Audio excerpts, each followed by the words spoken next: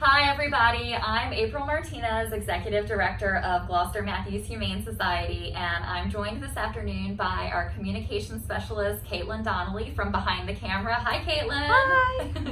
And Mama and Baby Rabbits behind me, who just returned to us from foster. They happen to be the cutest scene stealers you could ever hope to encounter. Earlier this afternoon, we attempted to come to you with a Facebook Live video and we encountered some problems with our Wi-Fi, but we're not letting a little thing like internet access stand in the way of staying in touch with you, our friends and supporters. We can all agree that these are unprecedented and challenging times in which we find ourselves with COVID-19.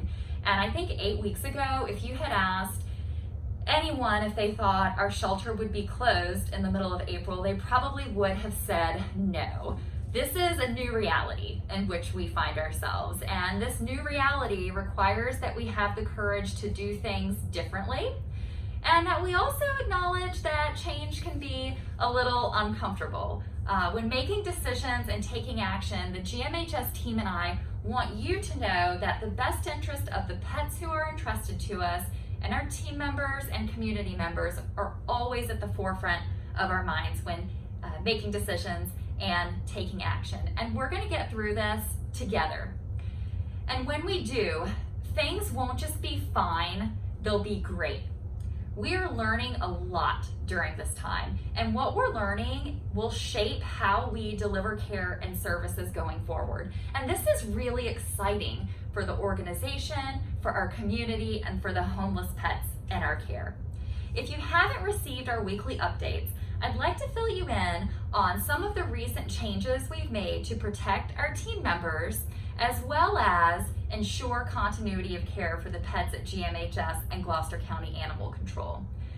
We've been closed to shelter visitors since March 16th, and I'll be honest with you when I say that this has been the most difficult aspect of the last several weeks.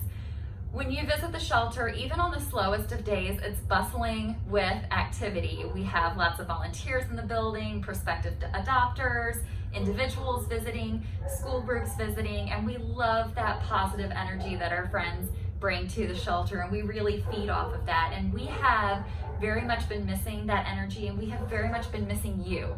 And we look forward to June 11th, which is the date that we're tentatively scheduled to reopen to the public. That's going to be a truly happy day, and we look forward to it. During this time, we have experienced a decrease in donations. This too is something that we will overcome together. And I want you to know how incredibly appreciative the GMHS team and I are of you for making donations and showing us your love and support during this time. Thank you for choosing to share your heart for homeless pets with GMHS. We began adoptions by appointment on March 16th to limit interaction with the public out of an abundance of caution and wanting to preserve their health and well-being as well as our team members. And we also chose to cross-post pets available for adoption on Pet Finder. And I'm happy to share with you that these two changes were overwhelmingly positively received. And our thanks to each of you for choosing to embrace these changes and having the courage to give this new approach a try. And it has been so successful. If you didn't know already, in March, we had the pleasure of making 54 heart connections for homeless pets. This is actually an increase of nearly 5% over adoptions made in March 2019. So our community came together, recognized the need, and worked to meet that need in a creative way. As COVID-19 cases are expected to increase, we have chosen to press pause on adoptions. We look forward to resuming them, and in the meantime, know that we are actively accepting and continuing to process adoption questionnaires electronically. If you visit our website, gmhumanesociety.org, and click on Adoption Process, there's all the information that you need to pick out a few homeless pets in whom you're interested and complete the adoption questionnaire. So definitely visit that site and check it out if you're thinking of adopting. You'll also be heartened to know that our pet pantry continues to deliver services to our clients. Like so many organizations, we've modified our method of delivery. We are now offering curbside pet pantry service. So when our pet pantry clients visit us, we ask that they go to the intake entrance, ring the bell, and a team member will meet you outside, practicing social distancing and wearing a mask. Of course, we'll verify your enrollment in pet pantry and then deliver the food to your vehicle, so you won't need to come in the facility. If you are not presently a pet pantry client and you're experiencing difficult times and you believe this may be a service that will help you and your pets, particularly if it enables you to keep your pets in your home, we encourage you to call us at 804-693-5520, extension 308, and a team member will happily call you back and will work to get you connected with our pet pantry services. Speaking of team members, I cannot say enough positive things about our shelter and Vixen to Save spay and neuter clinic teams and how they've chosen to weather the storm. We have chosen to weather the storm together. Sadly, so many businesses have been forced to furlough their workforce during this time. We continue to operate with a full staff and we have no intentions of furloughing any portion of our workforce.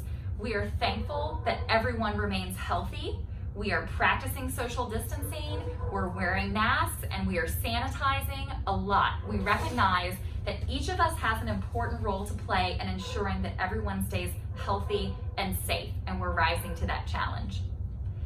Together, we also made the conscious choice to stay positive, acknowledge our sphere of influence, and then work hard to share as much positive energy, love, and joy with the people and the pets in that sphere.